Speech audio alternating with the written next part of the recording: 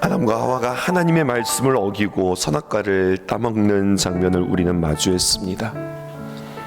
하나님 공의의 하나님이십니다. 이 지은 죄를 인간에게 벌로 내리시지요.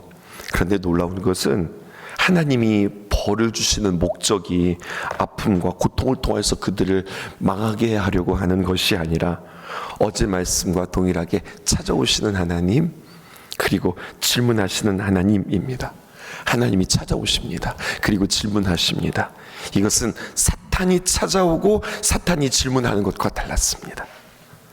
사탄은 찾아와 질문하며 유혹하며 하나님과의 관계를 멀리하며 결국 망하게 하는 그것이 사탄의 계략이라고 했다면, 하나님께서는 찾아오시고 질문하시고 그리고 그에게 벌을 주시는 것 같지만 결국 그것을 통하여서 자녀들을 고치고 회복하고자 하는 하나님의 귀한 구원의 계획이 있는 겁니다.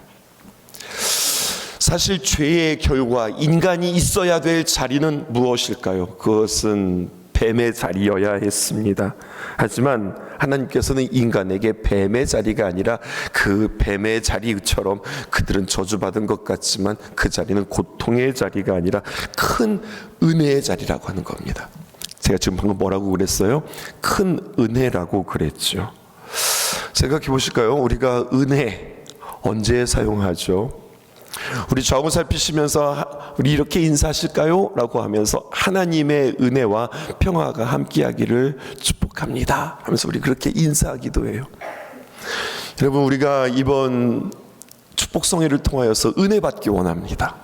근데 은혜 받기 원한다고 하는 말이 어떻게 우리 자신 스스로에게 해석되어질까요? 은혜 받았다.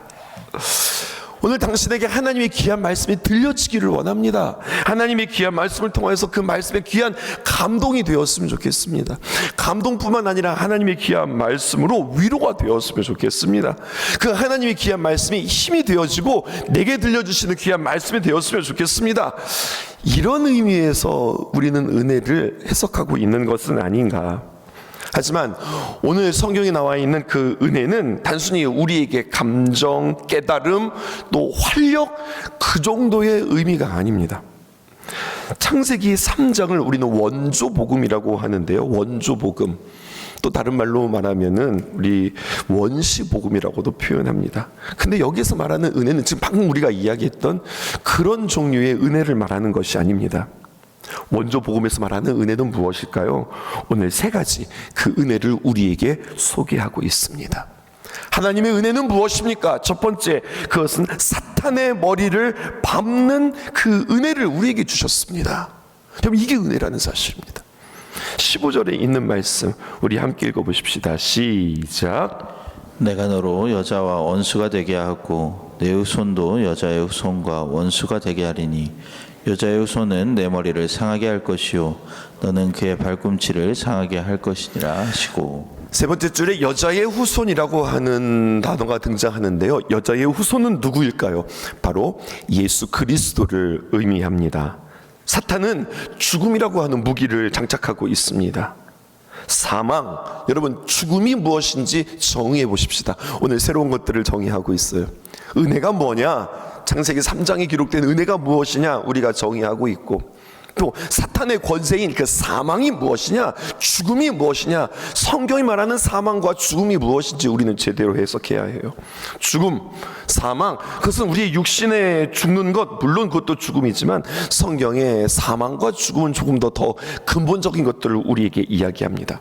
성경에서 말하는 사망, 죽음은 무엇이냐? 하나님과 우리와의 사이가 끊어진 상태를 말하는 겁니다. 하나님과 우리의 상태가 가로막힌 상태를 말하는 겁니다. 사탄이 우리에게 시험과 고난을 주는 최종적인 목표가 있습니다. 그것은 우리로 하여금 아프게 하거나 괴롭게 하거나, 여러분, 그게 사탄이 우리에게 주는 시험과 그리고 고난의 최종 목표가 아닙니다. 결국 그런 것들을 통해서 결국 무엇을 우리에게 주려고 하느냐? 사망을 주려고 한단 말이에요. 사망이 뭐라고 그랬어요? 하나님과 내가 완전히 멀어지는 것, 하나님과 나가 뚝 끊어지는 상태, 하나님과 내가 딱 가로막힌 상태, 이 상태, 이 지경이 되는 것을 사탄은 바라고 원하는 겁니다. 예수 그리스도가 이 땅에 오셨을 때 사탄이 두려워했습니다.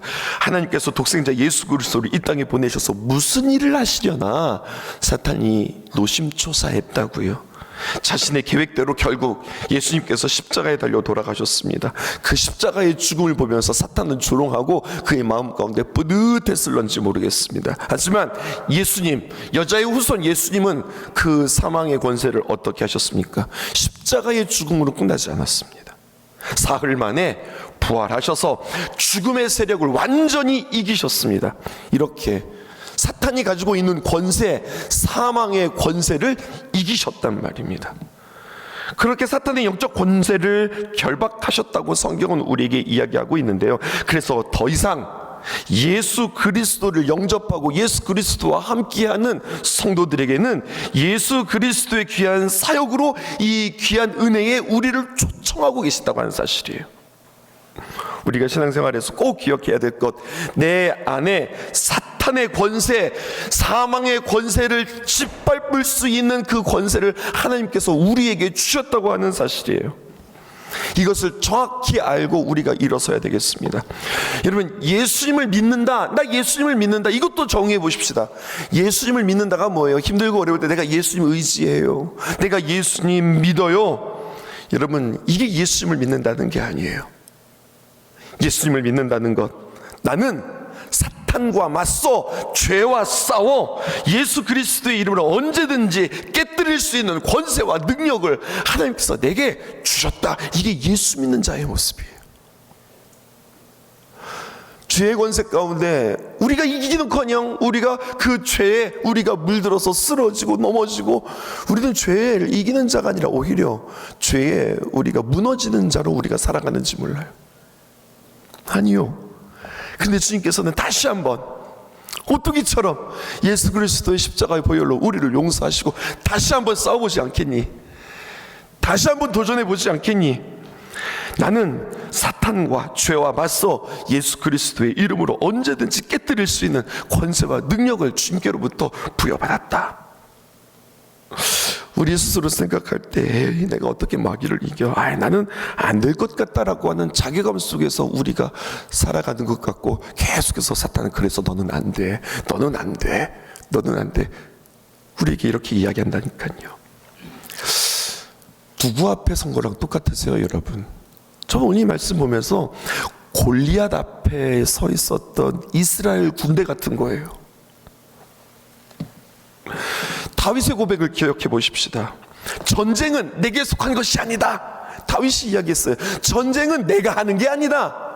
전쟁은 칼과 창으로 하는 게 아니다. 난 여호와의 이름으로 나간다. 여러분, 다윗의 고백이 그거 아니었습니까? 그 등치로 다윗을, 그 등치 앞에 그 다윗이, 그 무기 앞에 그 다윗이 어떻게 이길 수 있어요? 근데 다윗이 어떻게 싸웠다고요? 내가 싸우는 거 아닌데, 내가 달려가지만 내 안에 예수 그리스도, 내 안에 하나님의 능력으로 달려간다. 예수 그리스도의 십자가의 사건으로 인하여서 이미 우리는 이긴 것입니다. 사탄이 마치 그를 엄습하고, 사탄이 마치 사람들을 이기고, 인간이 마치 사탄에게 당한 것 같습니다. 선악과를 먹지 말라고 했는데 사탄의 유혹에 넘어가서 선악과를 먹게 되었고, 뱀의 저주 아래 사는 운명처럼 전락해 보입니다.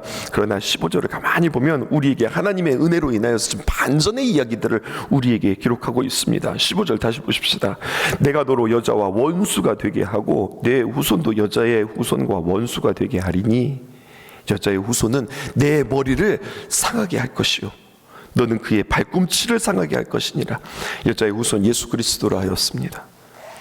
예수님은 사탄의 머리를 짓밟을 것입니다. 물론 사탄도 가만히 있지 않습니다. 그분의 발꿈치를 상하게 할 것입니다. 그러나 누가 더 치명적이냐는 이야기예요. 예수 그리스도는 사탄의 뱀 머리를 짓밟아 버립니다. 치명적인 사건입니다. 구체적으로 예수님은 부활하셔서 사탄의 머리를 짓밟으셨습니다. 머리 깨진 사람이 이깁니까? 아니면 발꿈치 물린 사람이 집니까? 당연히 머리 깨진 쪽이 지는 겁니다. 사탄은 그렇게 패배했다고요. 오늘 주님 앞에 고백하십시다. 나는 부족하지만 주님의 귀한 보혈을 의지합니다. 오늘 나는 결단합니다. 내가 사탄의 머리를 짓밟겠습니다. 내가 사탄을 이긴 그 상쾌함과 그 맑음과 그 선명함과 그 능력이 여러분들에게 경험되어지기를 원해요. 여러분, 이 맛도 알았으면 좋겠습니다.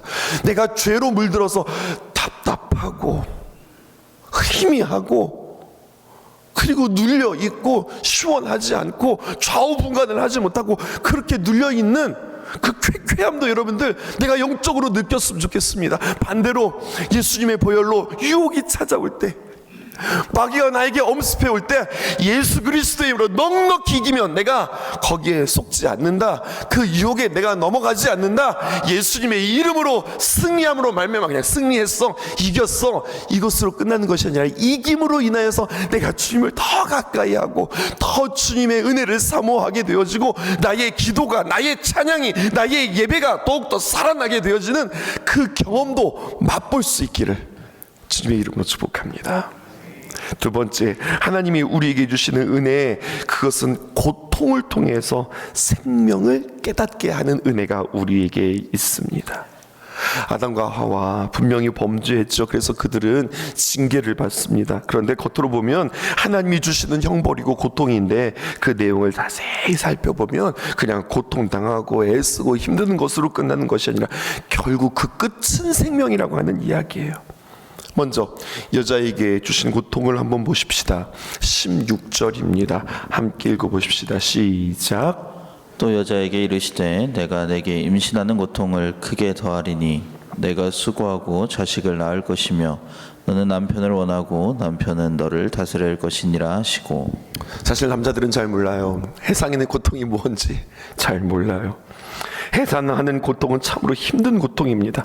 하나님께서 하와와 아담을 만드실 때, 아담과 하와를 만드실 때 아이를 쉽고 가볍게 낳게 하실 수 있었는데도 불구하고 그들의 범죄함으로 말미암아 아이를 낳을 때 그들에게 고통을 주셨습니다. 특별히 여성에게 고통을 주었습니다. 그런데 그 고통을 한번 잘 해석해 보십시다. 하와에게 너는 죄 지었으니까 먹지 말라고 했던 그 선악과를 따먹었으니까 고통 가운데 해산하거라. 너는 애를 낳는 게 보통 힘든 게 아니야. 뭐 남자들은 군대 가고 여자들은 아기들 해산한다고 하는데 군대 가는 거하고 해산하는 거하고 어떻게 비교해요? 비교 대상이 되어지지 않습니다. 그러니까 네가 죄를 지었으니 선악과 따먹었으니 너는 그렇게 고통을 통하여서 아기를 낳아야 돼. 여러분, 이게 목표가 아닙니다. 고통의 그 결론은 무엇입니까? 생명입니다. 고통이 고통으로 끝난 것이 아니라 고통을 통하여서 생명을 낳았다고요. 생명이 낳자 고통 끝 얼마나 기쁨이 있는지, 얼마나 감격이 있는지, 아하, 이게 생명이구나. 이 생명에 대해서 깨닫는 은혜가 있는 거예요. 심지어 죄인인 여자를 통하여서 누가 나는 겁니까? 예수 그리스도가 태어나는 겁니다. 여자의 후손을 그리스도로 삼았다는 것은 하나님이 아픔을 주시려고 하는 것이 아니라 십자가의 의미, 그리고 생명의 의미, 생명의 존귀한 생명의 기쁨을 가르쳐 주시기 위함이었습니다. 이제 남자를 보십시다. 남자에게는 어떤 저주가 내려집니까? 17절에서 19절입니다. 같은 맥락에서 봐야 됩니다. 함께 교독하고 19절 함께 읽으실까요? 아담에게 이르시되 내가 내 아내의 말을 듣고 내가 네게 먹지 말라 한 나무의 열매를 먹었은즉 땅은 너로 말미암아 저주를 받고 너는 평생에 수고하여야 그 소산을 먹으리라. 땅이 내게 가시건물과 엉겅퀴를 낼 것이라. 내가 먹을 것은 밭의 채소인즉 내가 흙으로 돌아갈 때까지 얼굴에 땀을 흘려야 먹을 것이니 내가 그것에서 취함을 입었음이라. 너는 흙이니 흙으로 돌아갈 것이니라 하시니라. 내가 너에게 먹지 말라고 했던 선악과를 먹었다. 그러니 너는 죽어야 되겠다. 이렇게 나가야 될 것 같는데 갑자기 누가 저주받아야 돼요? 내가 저주받아야 되는데 땅은 너로 말미암아 저주를 받고 누가 대신 저주를 받습니까? 여러분, 사람이 아니라 땅이 저주를 받아요. 실제로 아담은 아무런 저주를 받은 게 없습니다. 땅이 저주받았다고 했습니다. 근데 그 내용이 무엇이냐? 수고하고 땀을 흘려야 먹을 수 있다는 거예요. 근데 여러분, 그거 아세요? 이것은 형벌이 아니라 당연한 이치를 우리에게 가르쳐 주기 위함이고, 감사를 가르쳐 주기 위함이고, 겸손을 가르쳐 주기 위함이고, 기다림을 가르쳐 주시는 하나님의 귀한 계획입니다.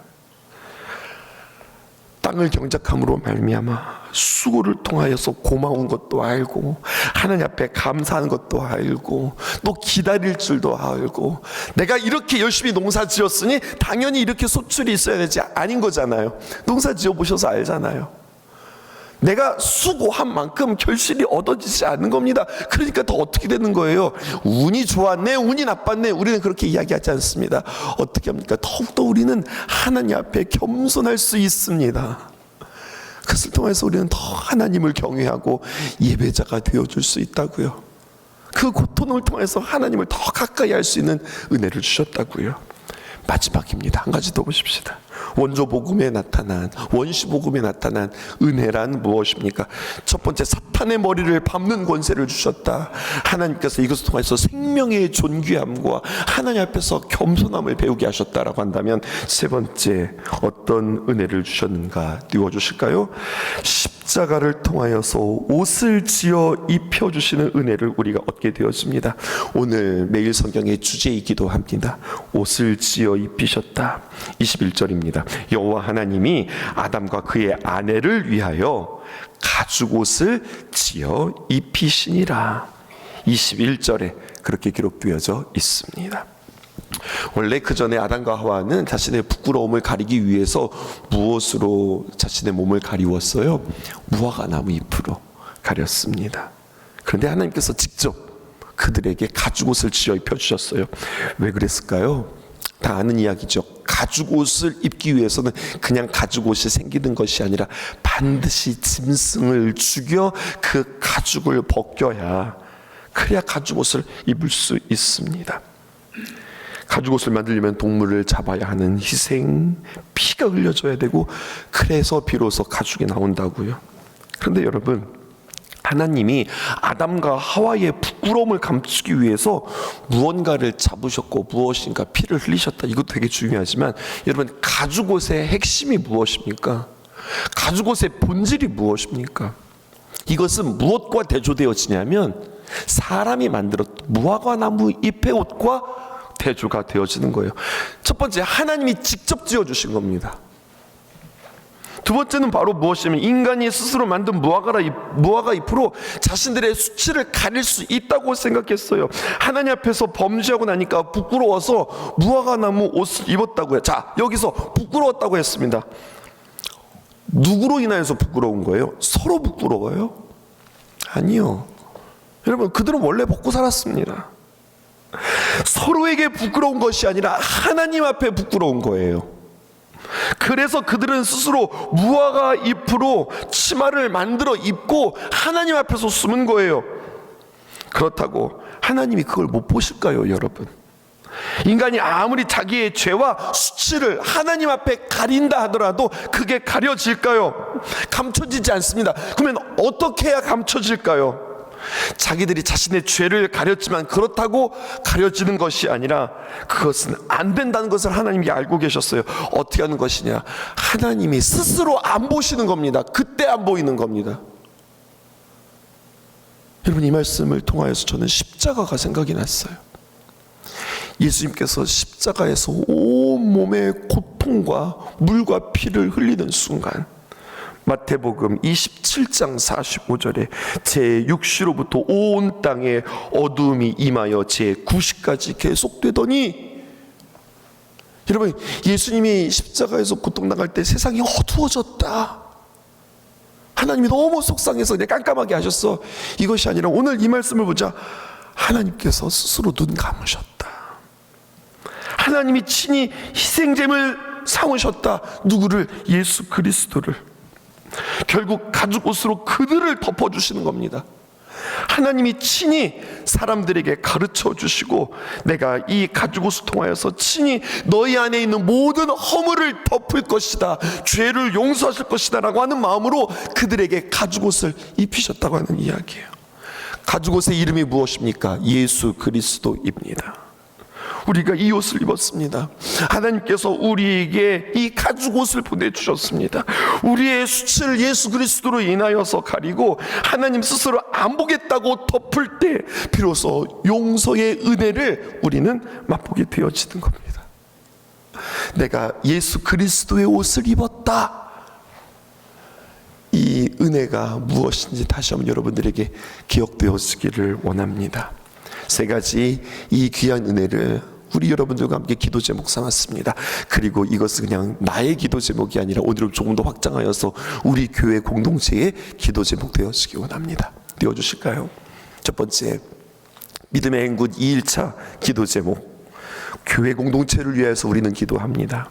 오늘도 마찬가지로 45분까지 이 기도 제목을 띄워주시기 여러분 계속해서 보시면서 여러분들 기도해 주시기 바라요. 첫 번째, 사탄의 머리를 밟는 권세를 선포하며 영적 전쟁을 피하지 않는 나 자신 뿐만 아니라 우리 교회 되게 하여 주옵소서. 두 번째, 우리에게 허락된 수고와 기다림의 시간 가운데 함께 견디고 함께 생명을 경험하는 교회 공동체 되게 하소서. 말씀을 듣고 기도에 대한 도전을 받아서 교회 공동체가 그 기도가 더욱더 깊어지게 하소서. 우리를 덮어주신 하나님의 귀한 은혜, 오늘도 우리에게 기회를 주시는 하나님의 은혜, 우리를 향하여서 의롭다고 말씀해 주시는 하나님의 귀한 은혜 앞에 우리 말씀 듣고 또 그 말씀을 통해서 이번에 기도의 대행진이 우리에게 2026년도 시작되어지고 분명 강단을 통해서 우리는 기도에 대해서 배워지게 될 텐데 하나님 기도에 대해서 우리가 도전받고 교회 공동체의 이 기도가 더욱더 깊어질 수 있도록 도와주옵소서.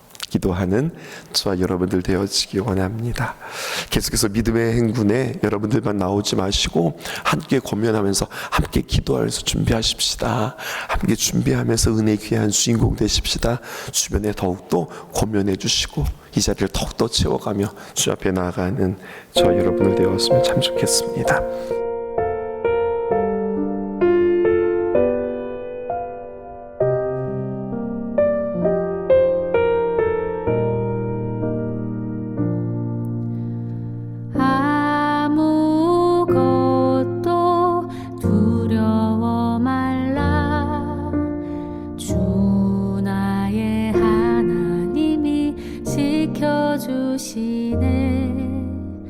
놀라지 마라, 겁내지 마라. 주님 나를 지켜주시네.